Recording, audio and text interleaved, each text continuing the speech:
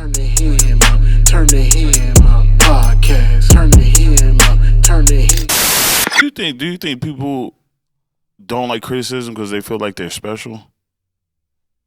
Yeah, I think it's ego. I think it's ego, rose-colored pride. glasses. You know, I nobody wants to hear that they're whatever they're doing is wrong. You know what I'm saying? But do everybody feels like they're special?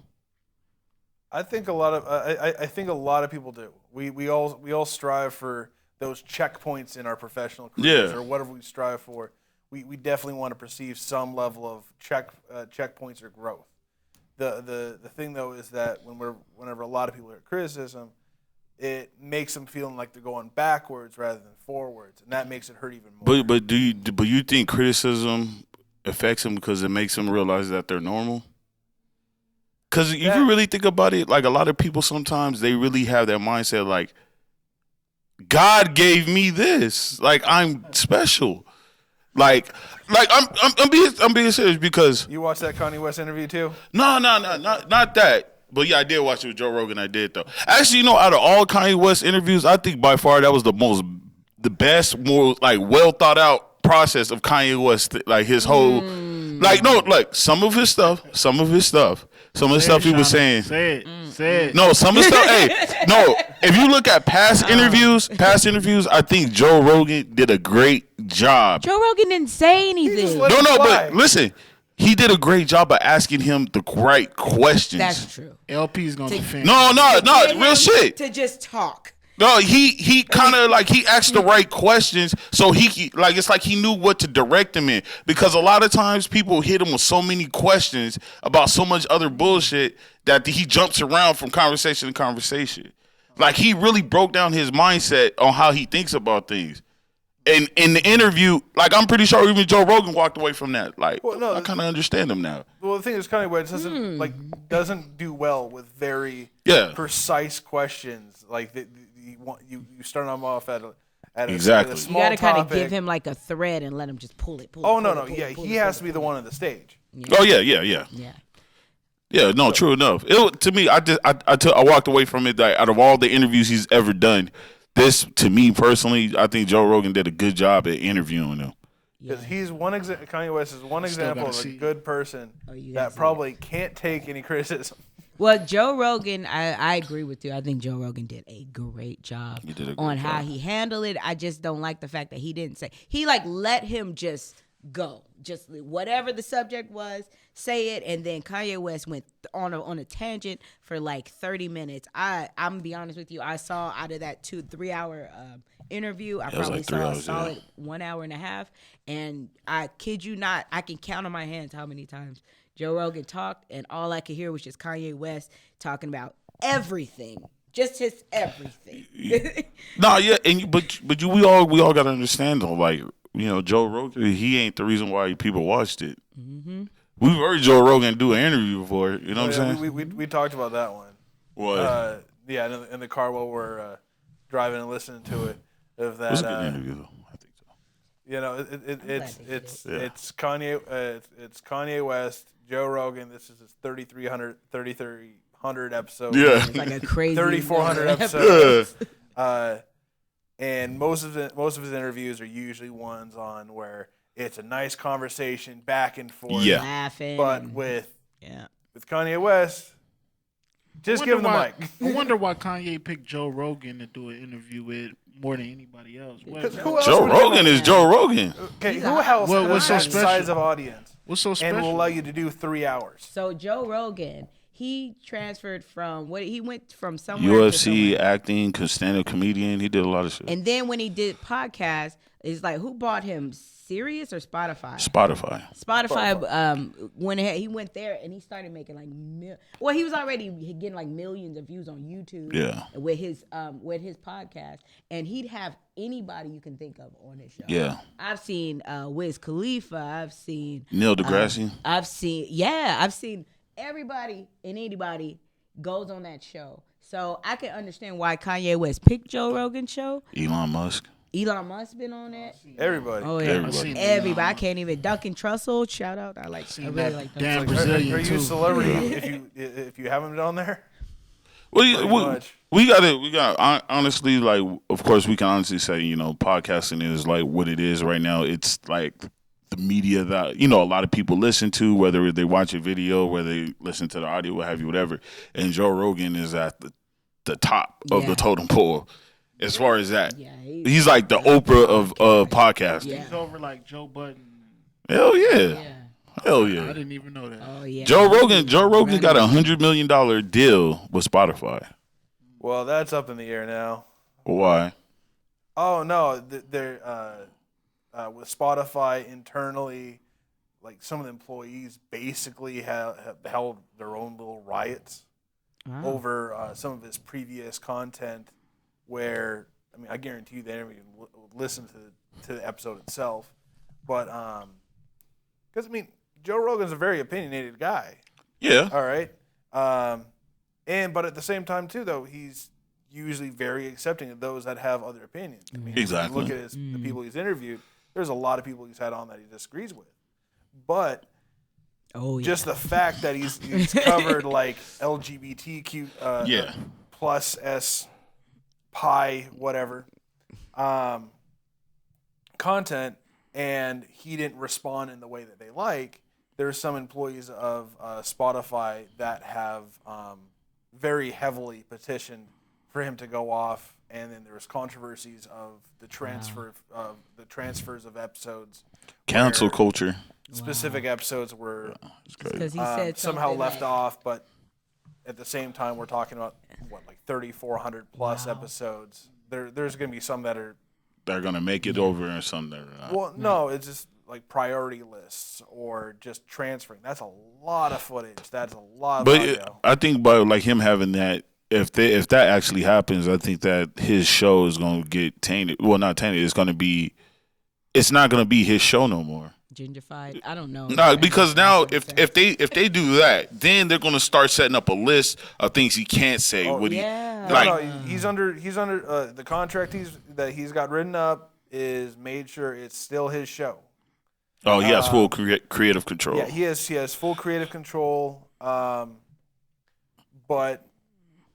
it almost seems like, as far as like the heads up at Spotify and so forth, right? Like majority of everybody's good with it, but of course you got those key people in certain areas. You got some key people that are pushing back. Everything's still all green and good on Spotify side of things, but we didn't for this Kanye West episode here, or we didn't have to go onto Spotify to see it. It's on YouTube. Nothing's been officially. I think it's Spotify December yet. 1st. Oh yeah. It's December 1st. So we as far as we go right now, Joe Rogan is gonna be 80% Spotify. And the rest YouTube, until the deadline. That's crazy. So, but yeah, no, let's get back on a little track here a little bit. We kind of covered a little bit more thanks to Tig here. He likes this criticism sandwich to give to people. Now, how about you other two? Well, how do you like to give criticism? Do you just rip that Band-Aid right off? Oh no, I just point out whatever.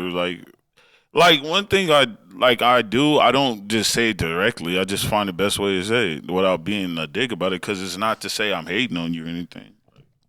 I'll clown a motherfucker all day though. Like I have this thing. I'll clown a person, but eventually I end up telling them. You know what I'm saying? I may not say it how I said it, but like I'll probably be like this certain motherfuckers like their mannerisms. Like I'll clown them, then eventually I'll probably like clown them in their face, but like low key, like in a friendly way. I don't know. It's weird.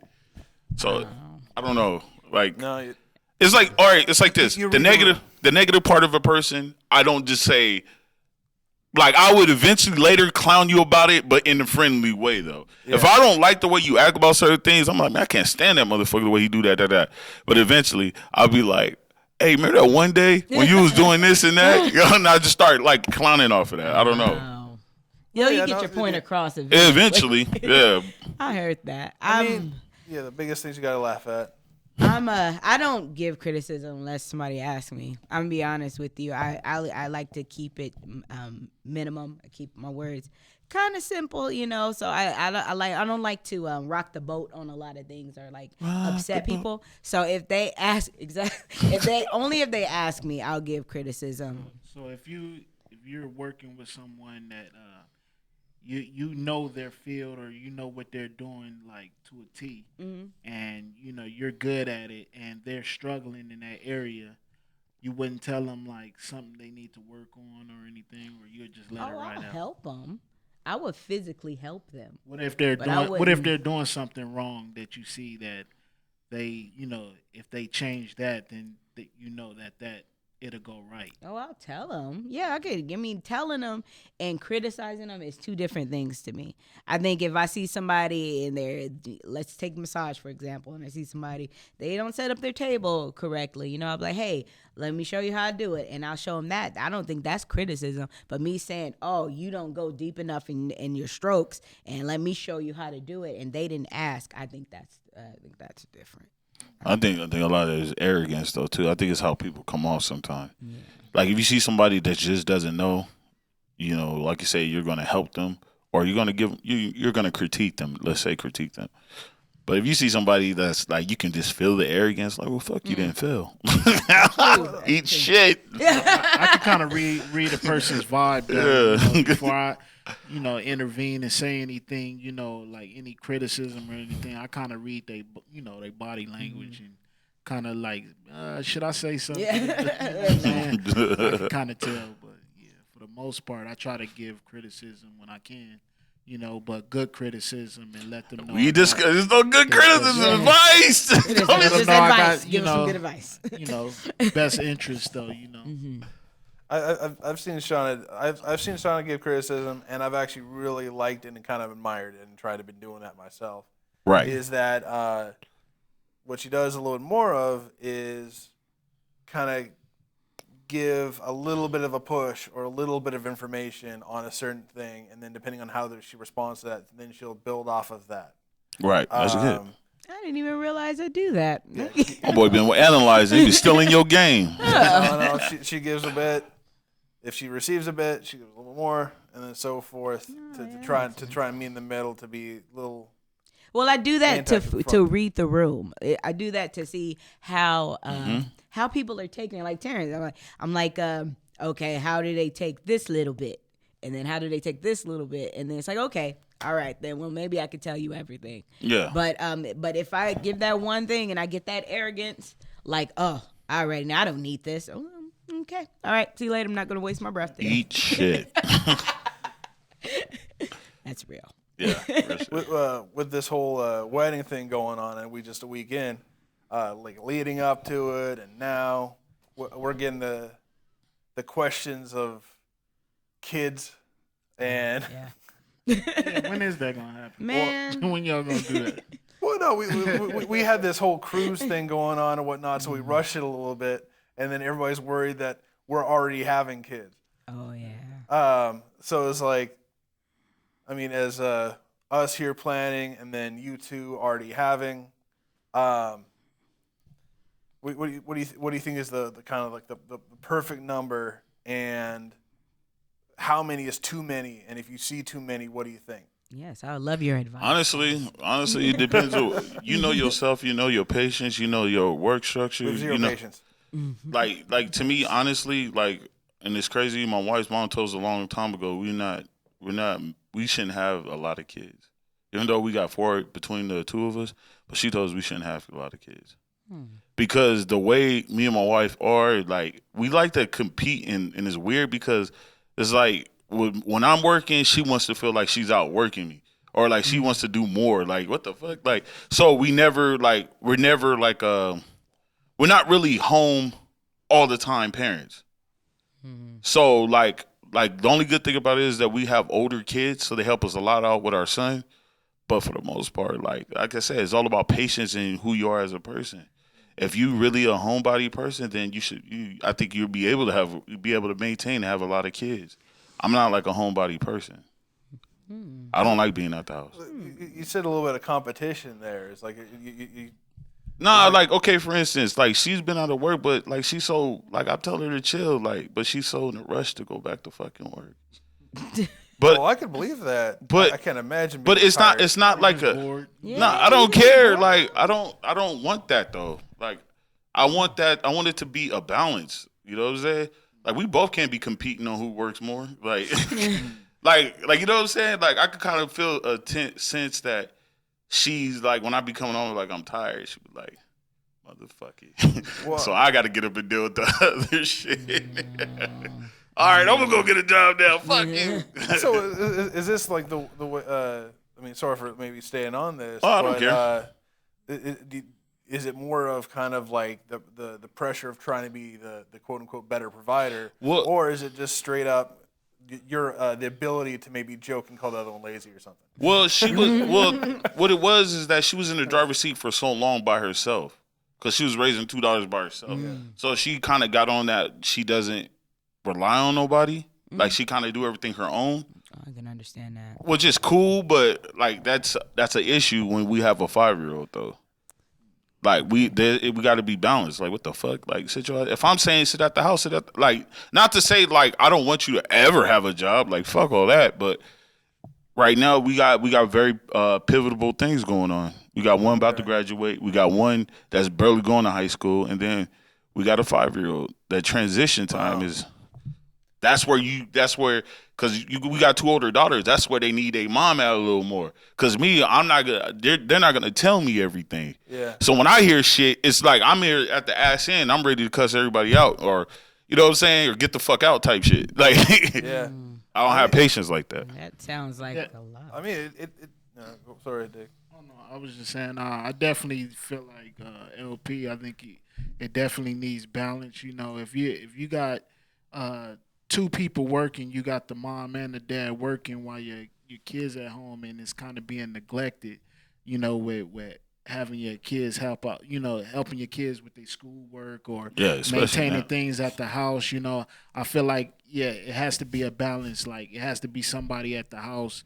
You know, that's making sure the kids is getting molded the right way and things of that sort. You know, I don't think. You know, if you got 2 parents working and they're kind of neglecting the kids in a way where, you know, they're not getting the treatment they need, I think that'd be a problem. You know, I think it does need a balance with that. You know, and having kids, going back on that subject, I feel like, you know, with kids you do have to have patience and you have to know that you have to put the kids before you put yourself.